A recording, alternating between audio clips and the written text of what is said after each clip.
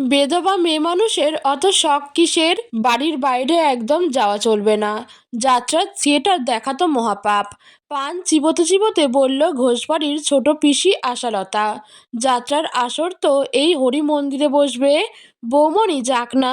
পানের পিক ফেলল আশালতা। ওষ্ঠ ততক্ষণে লাল বর্ণে পরিণত হয়েছে।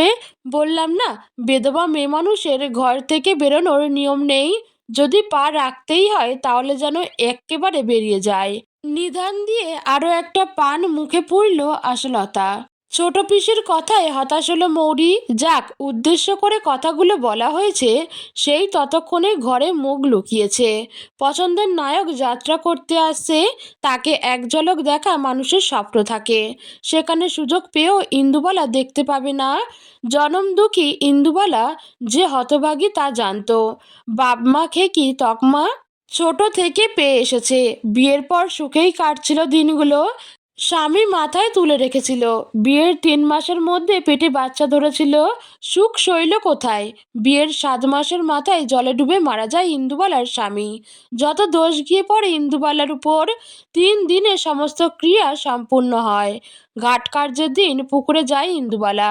পা পিছলে সেখানেই উপুর হয়ে পড়ে। একই নদীতে বাপ ও তার আগত সন্তানের মৃত্যুর জন্য দায়ী থাকে। সমাজ পরিবারের চোখে সবচাইতে বেশি দায়ী থাকে ইন্দুবালা। অপয়া মেয়ে মানুষকে সকলে বাড়ি থেকে বের করে দিতে চেয়েছিল। ইন্দুবালা পরিবারের বয়োজ্যেষ্ঠা ছোট পিসির পায়ে পড়ে আশ্রয় চায়। অনাথ ইন্দুবালার সত্যিই কোথাও যাওয়ার জায়গা নেই। শ্বশুরবাড়ির বাক্যবান ও কঠোর নিয়ম সহ্য করে এক কোণে পড়ে থাকে বছর 20-র ইন্দুবালা। জীবন ওর পদে পদে পরীক্ষা নেয়। শুধুমাত্র পরীক্ষা না, হারিয়েও দেয়। ভগবানের থেকে আর কিছু চায় না ইন্দুবালা। সময় পেরোতে থাকে। ছোট পিসি শয্যা নেয়। তেজ ও মুখের জোর দুই মিলিয়ে যায়। সব কাজে ইন্দুবালা উপস্থিতি ব্রাত্য থাকলেও আশালতার দেখাশোনার ভার পড়ে ওর উপর। ইন্দুবালা উপলব্ধি করে আশালতার কষ্ট, বুঝতে পারে বিধবাদের প্রতি আক্রোশের কারণ। মাত্র 10 বছর বয়সে বিধবা হয়েছিল আশালতা। এক রাত স্বামীর সাথে কাটায়নি, অথচ তার বিধবা হয়ে যায়। সারা জীবন কঠোর নিয়ম পালন করে গেল। সারা জীবন চৌহদ্দির মধ্যে বন্দি থেকে গেল। মরণাপন্ন আশালতা ও ইন্দুবালার সেবা দেখে অবাক হয়। ইন্দুবালার প্রতি ওর ব্যবহার মনে করে অনুতপ্ত হয়। একটু সুস্থ হয় আশালতা। ঘোষবাড়ির সকলে ছোট পিসি, ইন্দুবালার পিসি ঠাকুমা। এইভাবেই কয়েকদিন পেরোলো। আশালতার ব্রতের সময় এলো। বছরের একটা বিশেষ দিনে আশালতা একটা ব্রত করে। কিসের ব্রত কেউ জানে না, শুধু জানে সেদিন আশালতা স্নান করে ঘরে ঢুকে বেরোয় তার পরের দিন। সাথে সাথেই পুকুরে ডুব দিয়ে 1 ঘন্টা পুজো করে। তারপর সকলে ওর ঘরে ঢোকার অনুমতি পায়। এই বিশেষ ব্রতের দিনে একটা ডালাতে ফল নিয়ে আসে আশালতার ফুল চম্পাবতী। ব্রতের দিন একমাত্র সেই ঢুকতে পারে। এবারও সেই ব্রতের দিন এগিয়ে এলো। অস্থির হয়ে পড়ল আশালতা। মুখ পুরি, আমার ব্রত আসছে। হ্যাঁ, 2 দিন পর। এবার কি হবে? আমি কি করে ব্রত করব? আমি তো আছি, তোমার সব করে দেব। আমার ব্রতে কাউকে ডাকি না। মুখ পুরি 3 বছরেও সেটা জানলি না? তাহলে কি করবে? এবার ব্রত করো না, হতভাগী। আমি ব্রত করব না?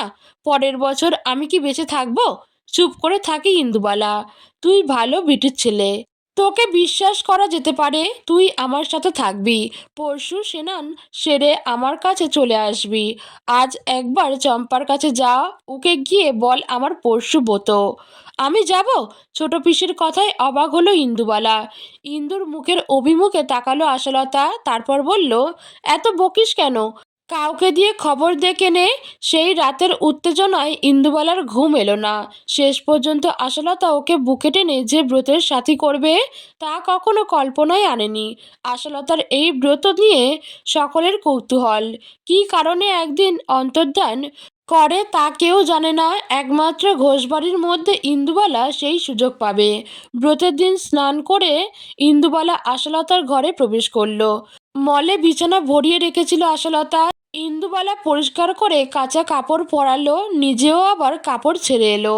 এর মধ্যেই নাতির হাত ধরে আশালতার কাছে এলো চম্পাবতী। দেহে তার তেমন চলার শক্তি নেই। একটা ঝুড়ি আশালতার ঘরে নামালো। ফুল বেশি কিছু আনতে পারলাম না। ওতেই হবে। তোর শরীর কেমন? ভালো না? মরলেই বাঁচি। দুই ফুলের কিছুক্ষণ কথোপকথন চলার পর বাড়ির পথ ধরল চম্পাবতী। ইন্দুবালা হাঁ করে ঝুড়ির দিকে তাকিয়ে থাকে। ওতেই যে আছে ব্রতের সামগ্রী। হাঁ করে কি দেখছিস মুখ পুরি? দৌড় দিয়ে দে। দরজা বন্ধ করতে উদ্যত হলো ইন্দুবালা। দেখলো কয়েক জোড়া কৌতূহলী চোখ তাকিয়ে আছে। তাদের মুখের উপর দরজা বন্ধ করে দিল। ওই ট্রাঙ্ক থেকে শাড়ি বার কর। দেখবি লাল রঙের একটা শাড়ি আছে। থমকালো ইন্দুবালা। লাল শাড়ি? আবার আশালতার বকুনিকে ট্রাঙ্ক খুলল। অসংখ্য সাদা শাড়ির নিচে রাখা একটা লাল শাড়ি, লাল বেনারসি, তাঁতের উপর দিয়ে নকশা করা। পেলি? দে পরিয়ে দে। অবাক চোখে পিসি ঠাকুমার আদেশ পালন করলো ইন্দুবালা। আটপৌড়েভাবে পরিয়ে দিল। ঝুড়ি খোল। ঝুড়ির লাল শালু কাপড় উঠিয়ে শাল পাতা সরিয়ে চোখ ছানা বড়া হয় ইন্দুবালার। ভিতরে ভাত তরকারির সাথে কষা মাংস রাখা। অবাক হচ্ছিস? আজকের দিনে আমার বিয়ে হয়েছিল, তাই আজ লাল বেনারসি পরে এগুলো খাই। খেতে তো স্বাদ লাগে বল। সেই 10 বছর বয়সে সব ছেড়েছি। মা দাদা বোনদের মাছ মাংস দিত, আমাকে দিত না। কি কষ্ট হতো, পরাণ ফেটে যেত। বাবা দাদারা মরার পর আমি এই ব্রত চালু করলাম। নিজের জন্য এই ব্রত। আজকে যা পাপ করছি তা প্রায়শ্চিত্ত করার জন্য পরের দিন অনেকক্ষণ পুজো করি। আমি খুব পাপী বল। 77 বছরের আশালতার কথা শুনে ঝরঝর করে চোখের জল ফেলছে ইন্দুবালা। না, তুমি পাপী না। আত্মাকে কষ্ট দেওয়া হলো পাপ। কোনো পাপ তুমি করনি, তাই কখনো প্রায়শ্চিত্ত করবে না। আশালতাকে জড়িয়ে ধরল ইন্দুবালা। আজ তুই আর আমি খাবো। শোন, কারুকে বলবি না। পাগল নাকি? কাউকে বলবো না। শোন, আমি যখন মরে যাব তুই এই লাল বেনারসিখানা নিস।